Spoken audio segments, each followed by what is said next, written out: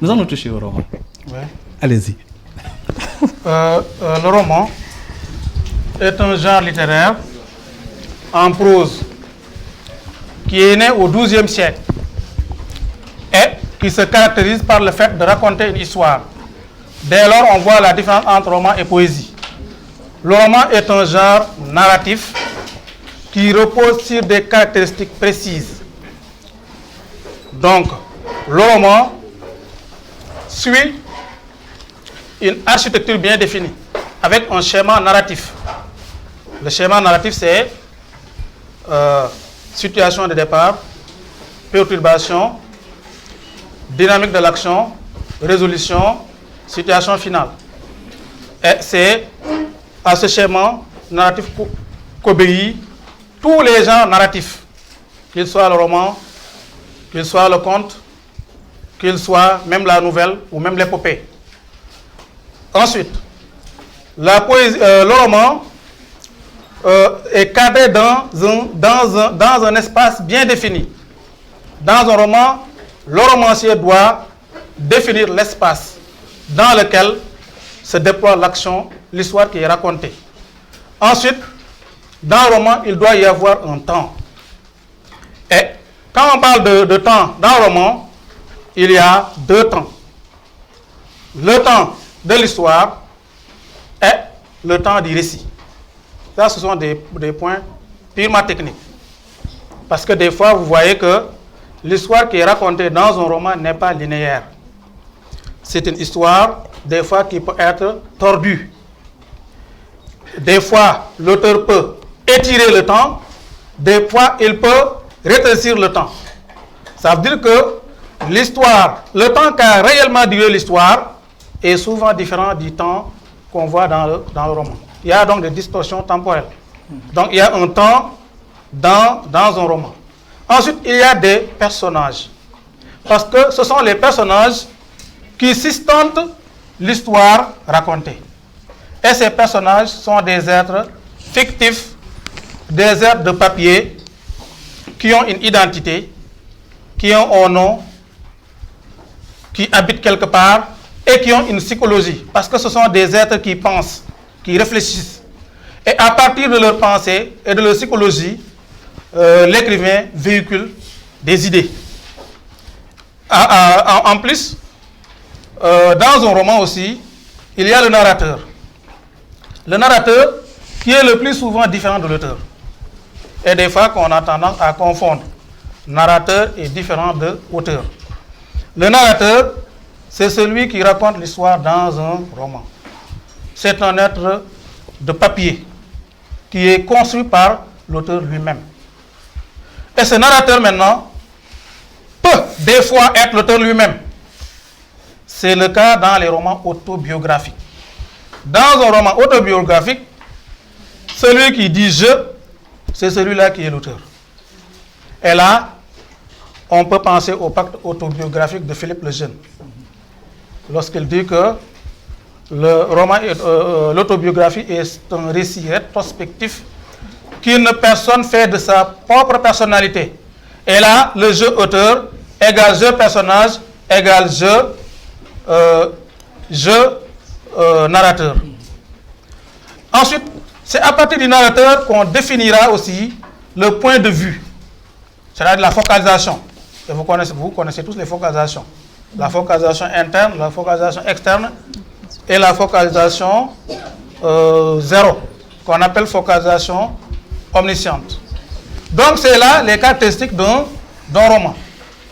Mais en dehors de ça aussi, le roman a des fonctions comme la poésie. Parce qu'il ne s'agit pas seulement de parler des caractéristiques. C'est bon de comprendre les caractéristiques d'un roman pour pouvoir différencier un roman des autres genres littéraires.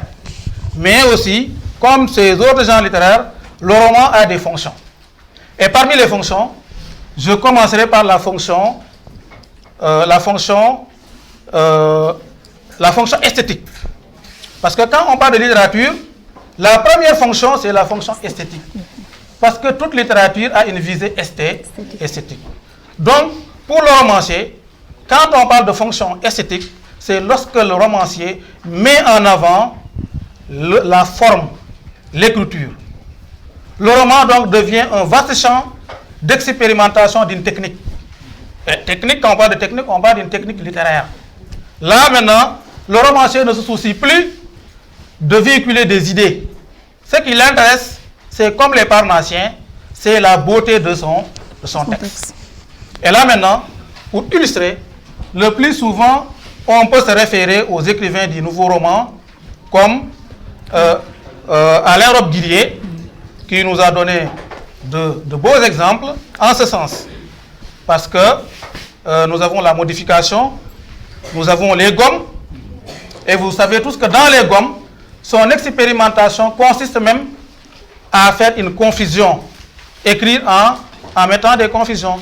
Mais c'est tout simplement pour pousser le lecteur à s'impliquer davantage dans ce qu'il lit. Et là, quand on lit les gommes, on a tendance à ce que c'est l'enquêteur qui a même tué la personne pour qui il est en train de faire une enquête. Le passé, le présent et le futur sont confondus dans cette œuvre. Et ensuite, il y a d'autres. Il y a d'autres comme Michel Tournier, qui sont des écrivains du XXe siècle.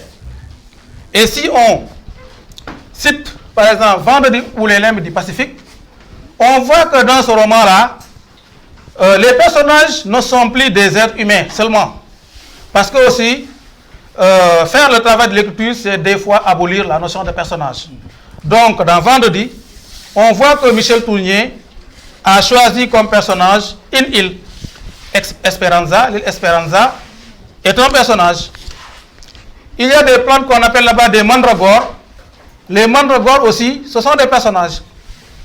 Ensuite, il y a la combe rose. Une combe, c'est une sorte de montagne qui est là-bas encore un personnage.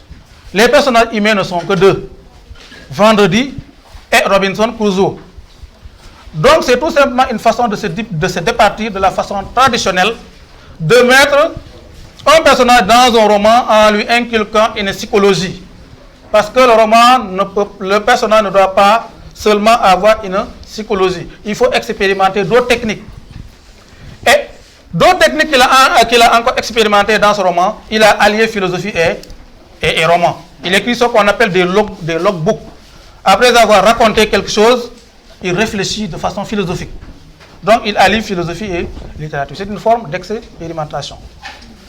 Si vous lisez, par exemple, l'Ecclésio, l'auteur, des fois, il rature dans son roman. Il écrit, il fait des ratures. C'est tout simplement parce qu'il est en train de dire que j'écris autrement que les écrivains du 19e siècle. Et ils ne sont pas les seuls. Si encore, on se réfère aux écrivains négro-africains, il y a d'autres qui ont cherché à imiter le nouveau roman français. Et on a vu l'exemple de l'autre, comment il s'appelle, Ferdinand Oyono. Ferdinand Oyono, dans son roman Une vie de boy, n'a pas écrit un roman qui est linéaire. Parce que le roman traditionnel était linéaire. L'histoire pouvait être linéaire. Mais pour expérimenter, pour embellir son roman, il faut maintenant distorder l'histoire. Et Oyono commence son roman par la fin. Si vous lisez Une vie de boy, ça veut dire il vous met en contact d'abord avec l'agonie de Toundi. Ensuite, le reste du roman repose sur un long analepse. Analepse, ça veut dire un retour en arrière. Donc, ce roman-là commence par la fin. C'est une technique. C'est l'expérimentation d'une technique. D'autres aussi anticipent sur ce qu'ils vont écrire. Le roman repose sur des prolepses. C'est ça, un prolepse. Le romancier anticipe. Et ensuite, vous allez voir les épisodes qui vont se succéder. Ça, on peut l'utiliser pour argumenter en faveur de la création romanesque qui met en avant le travail de l'écriture. Et là, maintenant, on peut citer Jean Ricardou lorsqu'il dit « Le roman ne sera plus l'aventure d'une écriture, mais l'écriture d'une aventure. » Et on a vu encore d'autres illustrations avec André Gide dans Les Faux Monnayeurs qui met en scène un romancier qui écrit un roman dans un roman. Et cette technique, c'est celle qu'on appelle la mise en abîme. Donc la technique en mise en abîme c'est le fait de multiplier les effets de miroir dans un roman. Et ça donne une certaine beauté au roman et permet de comprendre davantage. D'autres romanciers commencent par le milieu de l'histoire. Ce sont les romans in media res, comme Amadou Kourouma. L'histoire racontée commence par le milieu, ensuite il fait des va-et-vient. Ça, c'est tout simplement pour expérimenter de nouvelles techniques d'écriture. Ensuite, on ne peut pas se limiter seulement à cette fonction esthétique du roman, mais il y a d'autres, comme la fonction didactique, comme la fonction historique aussi, qu'on n'a pas l'habitude de citer. Le roman peut avoir une fonction historique. Et dans ce sens, le romancier cherche à reconstituer de façon littéraire certains événements du passé. Et là, on peut citer Salammbô de Stendhal. On peut citer aussi Notre-Dame de Paris de Victor Hugo, qui a cherché à reconstituer le Paris du 15e siècle. Et ensuite, le roman engagé permet aussi de comprendre l'histoire. À chaque fois qu'un écrivain écrit un roman engagé, il est en train de nous informer sur l'histoire. Le roman acquiert donc une fonction de témoignage, qu'on appelle aussi une fonction testimoniale. Dans le cadre purement africain, on peut citer aussi des romans comme Les Bouts de bois de Dieu de Semen Isman, qui nous permettent de comprendre de façon littéraire la grève des cheminots du Dakar, Niger. Les autres romanciers qui ont écrit sur la colonisation, comme René Maran, nous permettent de comprendre le contexte de la colonisation en Afrique pendant cette période coloniale. Donc le roman a une fonction La fonction didactique, c'est une fonction que remplissent tous les romans. Tous les romans ont une fonction didactique. Parce que quand on parle de fonction didactique, c'est le roman qui cherche à nous donner des leçons de morale ou bien même des leçons dans la vie. Parce que l'écrivain n'écrit pas seulement pour écrire, mais des fois il écrit pour façonner un bon type d'homme. Et depuis maintenant le XVIe siècle, on a vu des écrivains comme, comment il s'appelle encore, des écrivains comme l'auteur de Pantagruel, Rabelais, oui, depuis François Rabelais, on a vu que les romanciers se sont intéressés à la formation de l'homme. Et vous êtes censé connaître la société idéale qui était théorisée par cet auteur pour montrer comment devraient être les gens de la bonne société. Parce qu'il disait que à Télème, on n'a pas besoin de loi. La seule règle qui vaille, c'est fais ce que tu voudras. Parce que les gens bien nés, bien éduqués, ont un instinct qui les pousse à laisser de côté le mal et à aller dans le sens de la vertu. Ensuite, on voit d'autres auteurs comme l'abbé Prévost, qui montre aussi dans son roman Le Chevalier de Grieux et de Manon Lescon que toute chose qu'il met dans son roman est un degré de lumière. C'est-à-dire que toute chose qu'il met, toute histoire qu'il raconte, permet de comprendre davantage ou bien permet d'éclairer sur la vie. Et ensuite, sans oublier nos romans africains, comme Une si longue lettre, ce sont des romans qui sont en train de donner des leçons aux jeunes. Je n'entrerai pas dans les détails. Maïmouna Dablasadji peut constituer une sorte de garde-fou pour n'importe quelle jeune fille ou même n'importe quel garçon, ainsi que d'autres romans et d'autres romans et d'autres romans. Quand les romanciers écrivent, c'est tout simplement pour donner des leçons.